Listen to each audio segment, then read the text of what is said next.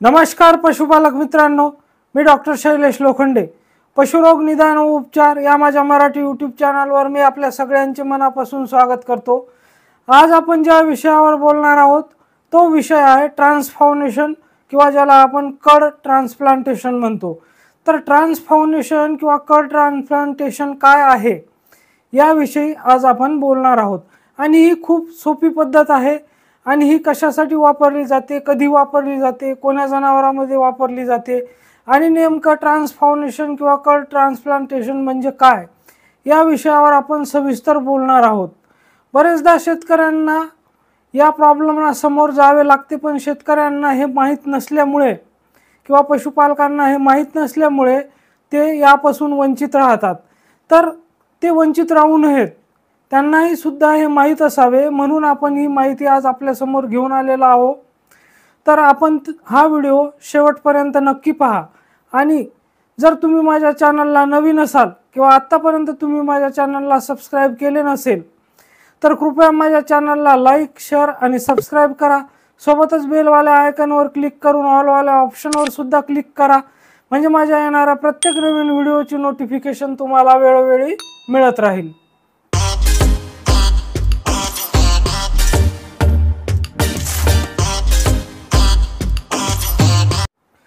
बरेचदा पशुपालकासमोर किंवा जे शेतकरी बांधव आहेत त्यांच्यासमोर असा प्रश्न येतो की त्यांचे जनावर हळूहळू कमी खायला लागते आणि कमी खाता खाता खाणेपिणे त्याचे एकदम अचानकपणे बंद होऊन जाते. तर हा प्रसंग प्रत्येक शेतकऱ्याला कधी ना कधी, प्रत्येक पशुपालकाला कधी ना कधी एक वेळा तरी या समस्येला समोर जावे लागलेच असेल.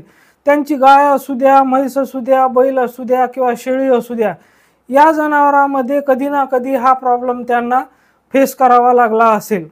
तर या मागचे कारण काय असू शकते आणि आपण याच्यावर काय उपाययोजना करू शकतो, आपण घरी त्यावर काय उपाय करू शकतो, तर यावर आज आपण बोलू.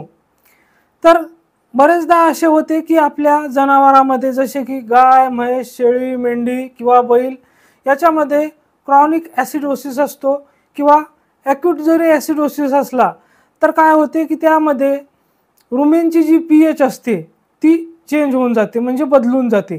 आणि रुमेनची pH चेंज झाल्यामुळे, बदलल्यामुळे, जी की 6 ते 7च्या दरम्यान नॉर्मल असायला पाहिजे, तर अचानक खाण्यामध्ये बदल झाल्यामुळे त्याची pH चेंज होते. किंवा आपण त्या जनावराला अनाज खाऊ घालतो किंवा असे कार्बोहायड्रेट जास्त प्रमाणात खाऊ घालतो किंवा प्रोटीन जास्त प्रमाणात खाऊ घालतो, तर अशा वेळेस त्या जनावरांमध्ये ॲसिडोसिस किंवा अल्कलोसिसचे प्रमाण वाढते. तर अशा वेळेस त्याच्या पोटामधले जे मायक्रोब्स असतात, जे रुमेन मायक्रोफ्लोरा असतात, बॅक्टेरिया असतात, फंगस असतात, तर ते सगळे मरून जातात. त्या pH वर ते टिकू शकत नाहीत. तर मग अशा वेळेस जनावरांचे खाणेपिणे पूर्णतः बंद होऊन जाते. आपण त्यांना लिव्हर टॉनिक देतो, जंताचे औषध देतो, पण तरी काहीही फरक पडत नाही.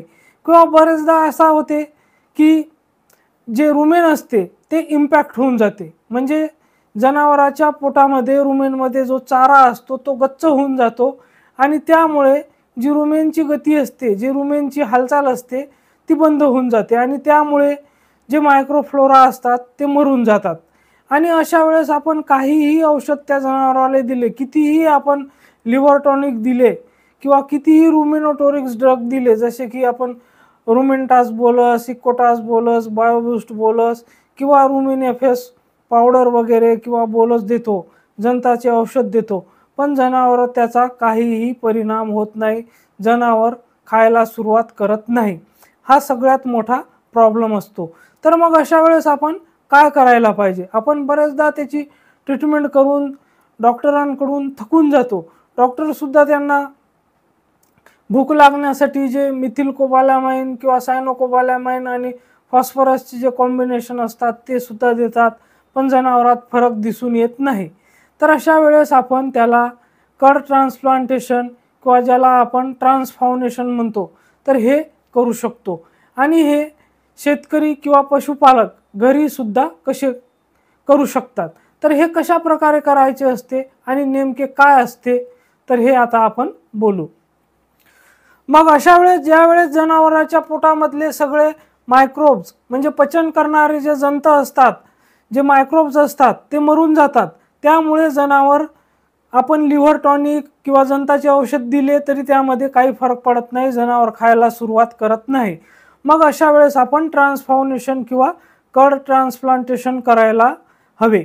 का आता कड ट्रान्सप्लांटेशन किंवा ट्रान्सफॉर्मेशन म्हणजे काय, तर जे हेल्दी ॲनिमल असते, जे स्वस्थ जनावर असते, ज्याला कोणताही आजार नाही, तर अशा जनावराच्या रुमेनमधले पाणी काढून आपण जे आजारी जनावर आहे, जे जनावर 8 दिवसापासून खात नाही, 4 दिवसापासून खात नाही, तर अशा जनावराच्या रुमेनमध्ये टाकणे म्हणजे त्याला पाजणे, तर यालाच आपण ट्रान्सफॉर्मेशन किंवा कड ट्रान्सप्लांटेशन म्हणतो।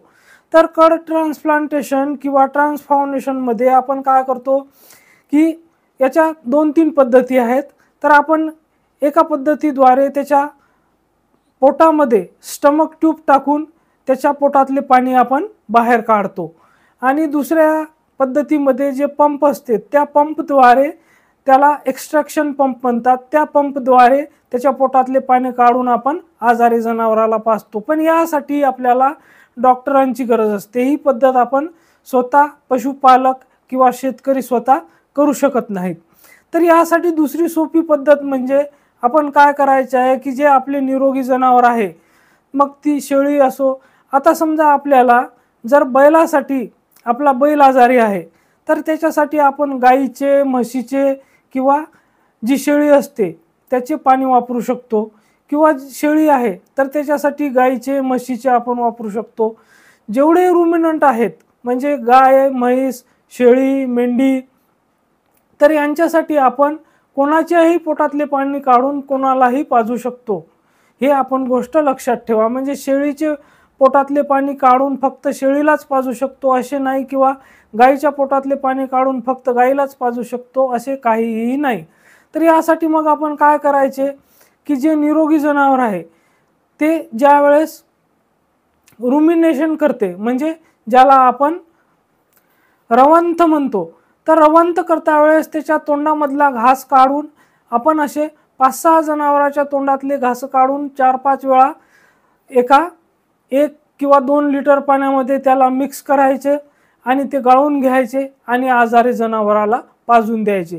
किंवा जिथं मांसासाठी बकऱ्या म्हणजे शेळ्या कापल्या जातात, तर त्यावेळेस तिथून जाऊन आपण त्याच्या पोटामधले जे पाणी असते, ज्याला आपण चारोड म्हणतो, तर ते एका बॉटलमध्ये आपण भरून त्याला कपडा गुंडाळून त्यावर गार पाणी टाकून लवकरात लवकर शक्य तितक्या लवकर आणून आपल्या आजारी जनावराला पाजायचे।